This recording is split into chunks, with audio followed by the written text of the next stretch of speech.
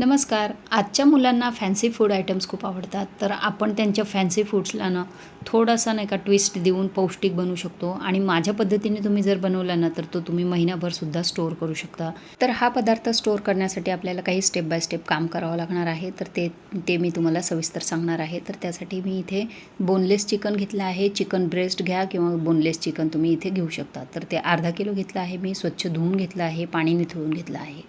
चिकनमध्ये प्रोटीनचं प्रमाण जास्त असतं आणि ते मुलांच्या वाढीसाठी चांगलं असतं हे तुम्हाला माहीतच असेल. तर आता आपण मिक्सरच्या भांड्यामध्ये 2-3 हिरव्या मिरच्या, मूठभर कोथिंबीर बारीक चिरून घातली आहे आणि जे चिकन धुवून घेतलं ते घातलं. त्याच्यानंतर इथे पेरी पेरी मसाला घातला आहे, भाजलेल्या जिऱ्याची पूड, काळी मिरी पूड आणि मीठ घातलं आहे चवीपुरतं. सोबतच लाल तिखट, धणे पावडर आणि गरम मसाला पावडर घातली आहे आणि 1 मोठा चमचा आलं, लसूण, हिरव्या मिरचीची पेस्ट घातली आहे आणि हे आपल्याला वाटून घ्यायचं आहे अगदी बारीक.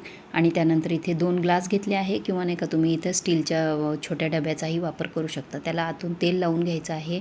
यात लागणाऱ्या सर्व साहित्यांचं आणि मसाल्यांचं प्रमाण मी व्हिडिओमध्ये लिहून दिलं आहे, त्यामुळे व्हिडिओ कुठेही स्किप न करता पूर्ण बघा.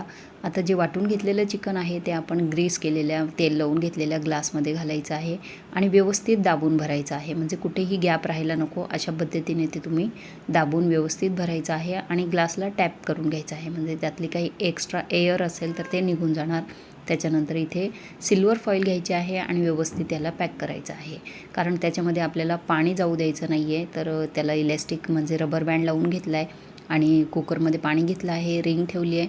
त्याच्यावर एखादं नाही का असं स्टीलचं भांडं असेल तुमच्याकडे तर ते तुम्ही ठेवू शकता. त्याच्यावर ग्लास ठेवायचे आणि 3 ते 4 शिट्ट्या याच्या करून घ्यायच्या आणि कुकर पूर्ण गार झाल्यानंतर आपल्याला हे ग्लास काढून घ्यायचे आहे.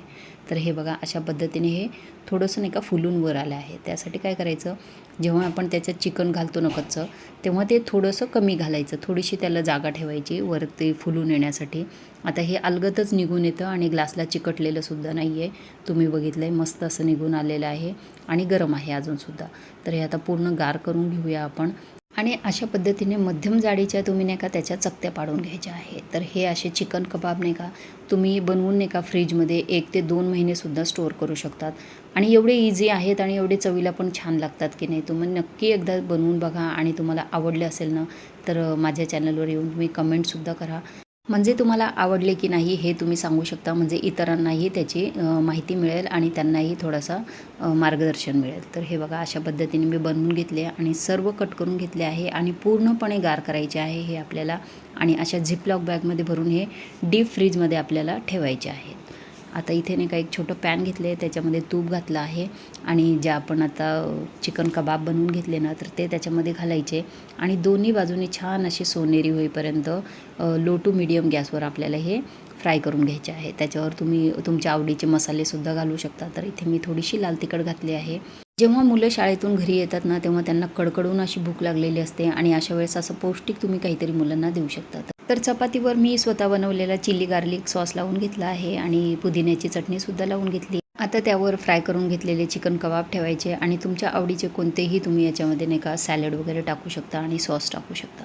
आता हे आपण तूप लावून नाही का दोन्ही बाजून छान क्रंची क्रिस्पी होईपर्यंत हा चिकन कबाब टॅको तुम्ही घरच्या घरी तयार करू शकता. असा मस्त भाजून घ्यायचा आहे आणि गरमागरम मुलांना तुम्ही तो देऊ शकता. आणि तुमच्याकडे असे चिकन कबाब आधीच बनवून ठेवलेले असेल ना तर अगदी 5 मिनिटात तुम्ही हा पदार्थ तयार करून मुलांना देऊ शकता.